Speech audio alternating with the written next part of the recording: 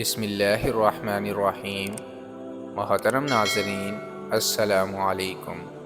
ناظرین، رسول اللہ صلی اللہ علیہ وسلم کا ارشاد ہے، کوئی بندہ اس وقت تک پورا مومن نہیں ہو سکتا جب تک مذاق میں بھی جھوٹ بولنا نہ چھوڑ دے اور حق پر ہونے کے باوجود جھگڑا ختم نہ کر دے۔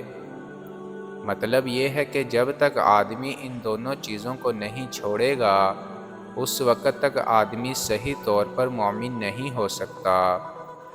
مذاق میں بھی جھوٹ نہ بولے۔ مذاق میں بھی جھوٹ بولنا بری بات ہے، چاہے کہ سنجیدگی میں بولنا۔ لہٰذا کسی سے خلاف واقعہ بات کہہ کر بعد میں یہ کہنا کہ میں تو مذاق کر رہا تھا، جائز نہیں۔ اس سے آئندہ اعتماد ختم ہو جاتا ہے۔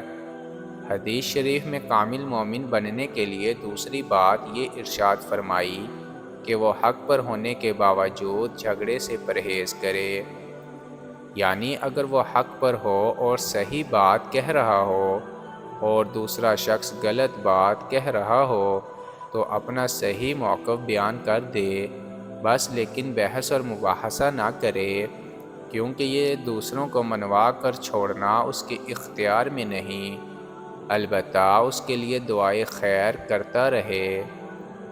بحث اور مباحثہ کرنے سے کچھ حاصل نہیں ہوتا، بلکہ یہ نقصانات ہوتے ہیں۔ ہر شخص یہ چاہتا ہے کہ میں دوسرے پر غالب آ جاؤں، میری بات اونچی رہے، دوسرا مغلوب ہو جائے۔